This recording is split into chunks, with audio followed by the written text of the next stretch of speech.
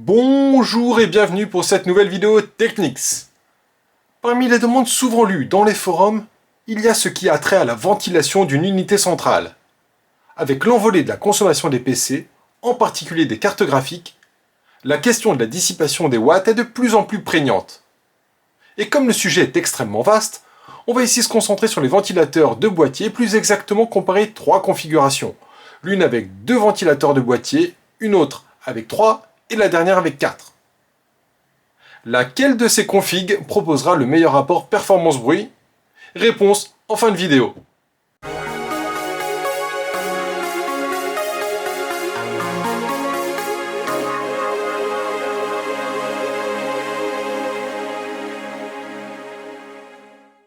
La comparaison est faite au sein de mon unité centrale, avec une carte graphique qui n'extrait pas l'air chaud et un ventirad CPU. L'ensemble nécessite une bonne ventilation pour exprimer son plein potentiel. Vous trouvez en description de cette vidéo le détail complet de ma config, dont je précise qu'elle consomme à la prise maximum 320 watts. De nombreux critères permettent d'évaluer la qualité d'un ventilateur. Il s'agit tout d'abord de sa taille. Mais dans le cas d'un boîtier, c'est assez simple, c'est soit 12 cm, soit 14 cm. Et les deux sont aussi efficaces l'un que l'autre. Certains s'intéressent aux options. Y a-t-il des lumières, des caoutchoucs de découplage, des câbles Molex? D'autres s'intéressent à la technologie du ventilateur. Il peut s'agir de son type de roulement à billes, tel que le SSO2 de Noctua, de son moteur comme le moteur Sipol de Be Quiet, ou encore de sa technologie magnétique, comme celle qui équipe les ventilateurs à lévitation magnétique de Corsair. Mais toutes ces techniques, ces brevets et ces termes marketing, qui ont certes un impact sur le consommateur, n'ont vraiment d'intérêt que si elles se traduisent par de meilleures performances. Et pour cela, nous disposons de 3 indicateurs. Les décibels, soit la puissance sonore.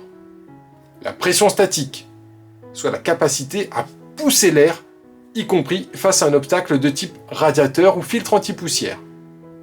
Le flux d'air, soit le volume d'air brassé lorsqu'il n'y a pas de résistance. Selon ce que l'on recherche, on se concentrera sur certains aspects.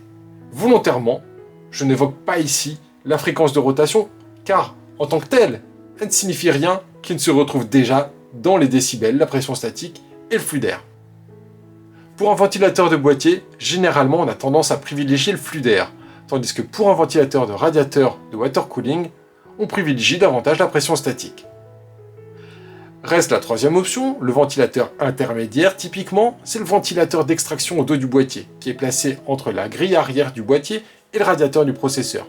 Pour ce dernier, un ventilateur équilibré est l'idéal. Je reviens là-dessus en conclusion. Ces informations, vous les trouvez dans les tests des ventilateurs ou dans les spécifications des constructeurs. S'il me semble difficile de comparer les spécifications des ventilateurs de constructeurs variés, car leurs protocoles diffèrent, il me paraît en revanche pertinent de comparer les spécifications des divers modèles d'un même constructeur et de choisir celui qui correspond le plus aux performances recherchées. À cet instant, j'attire votre attention sur 2 aspects. Le premier, c'est la fonction PWM, qui permettait historiquement d'avoir une régulation de la fréquence de rotation du ventilateur et se traduit notamment par un connecteur à 4 broches. N'a plus d'intérêt avec les modèles récents de carte mère. Elle gère en effet tout très bien les courbes de ventilation. Et ma deuxième remarque porte sur les ventilateurs qui proposent des fréquences de rotation élevées avec un bruit associé. Mais ces mêmes ventilateurs peuvent se révéler être d'excellents compromis en abaissant tout simplement leur fréquence maximale de rotation. C'est notamment le cas des Silentwings 3 High Speed de Be Quiet.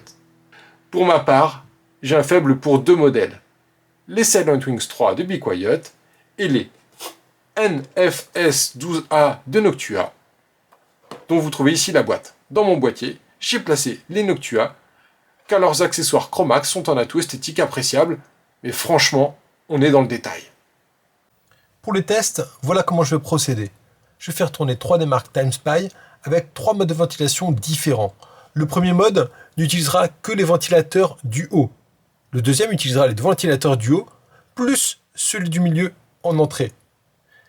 Et le dernier mode de ventilation utilisera les 4 ventilateurs, celui-ci ainsi que les 3 en aspiration.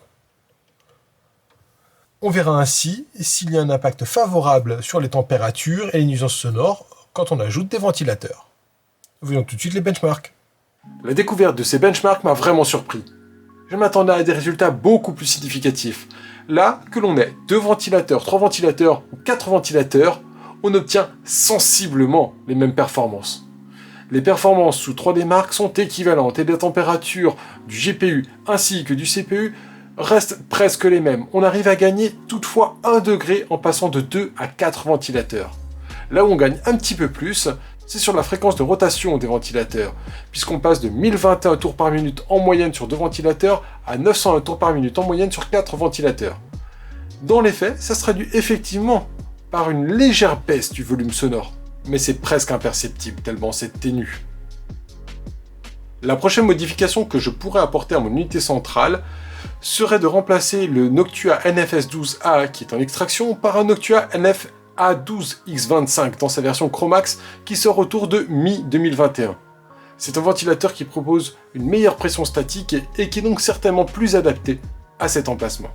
En conclusion, l'ajout de ventilateur aura certes un effet positif tant sur le volume sonore que sur les températures de votre configuration, mais cela restera très modéré, bien plus que ce que j'imaginais.